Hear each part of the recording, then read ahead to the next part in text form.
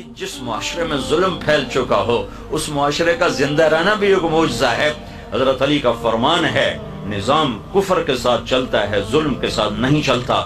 جب معاشرے میں ظلم پھیل جاتا ہے تو اللہ تعالیٰ اس معاشرے سے نظریں ہٹا لیتا ہے اور وہ معاشرہ حقیر ذلیل فقیر ہو جاتا ہے۔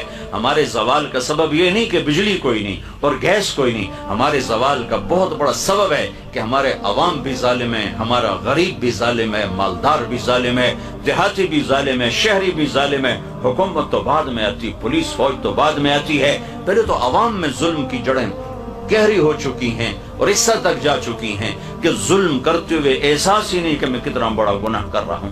شراب پیتے ہوئے احساس ہے کہ گناہ کر رہا ہوں، زنا کرتے ہوئے احساس ہے گناہ کر رہا ہوں، کسی کو دھوکہ دیتے ہوئے کوئی احساس نہیں کہ میں کتنا بڑا ظلم کر رہا ہوں، کتنا بڑا گناہ کر رہا ہوں۔ تین چیزیں ایسی ہیں جو معاشرے کو زیرو کر دیتی ہیں، تباہ کر دیتی ہیں، صفحہ ہستی سے مٹا دیتی ہیں، اور وہ تینوں میرے دیس میں موجود ہیں۔ میں حکمرانوں کو رونا کیا روں اور میں محکموں کا رونا کیا روں، میرا تو ریڑھی والا بھی اس کا شکار ہے۔ ایک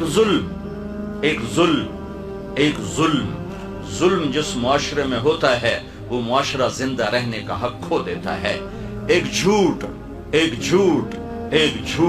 جس معاشرے میں جھوٹ ہوتا ہے وہ عزت کا حق کھو دیتا ہے، ذلت کا طوق ان کے مقدر کر دیا جاتا ہے۔ میرے نبی نے فرمایا تمہیں بڑے گناہ بتاؤں؟ کہ یہ کیا؟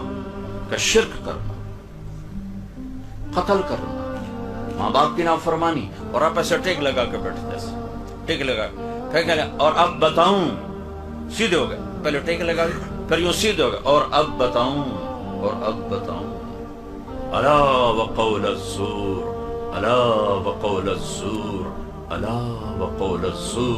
اور جھوٹ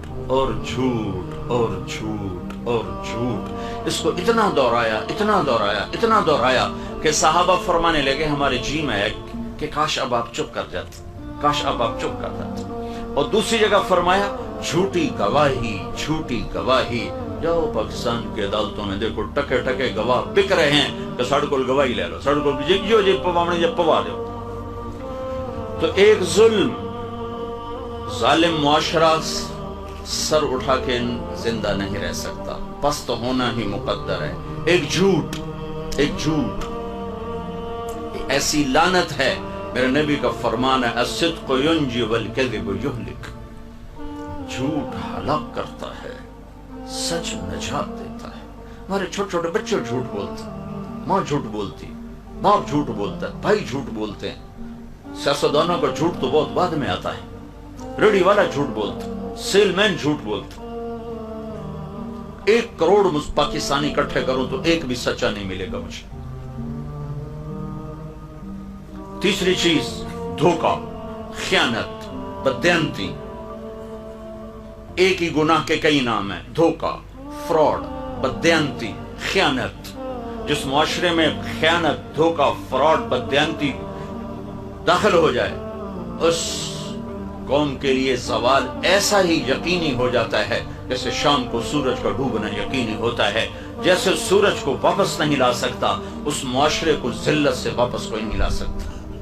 جتنے مرضی عالی شان حکمران بٹھا دیے جائیں، اگر یہ 3 کام موجود ہیں، لوگ ظالم ہوں، لوگ جھوٹے ہوں، لوگ بددیانت، دھوکے باز، فراڈی ہوں، تو دنیا کی کوئی طاقت انہیں عزت کے سیڑھیوں پر نہیں چڑھا سکتی۔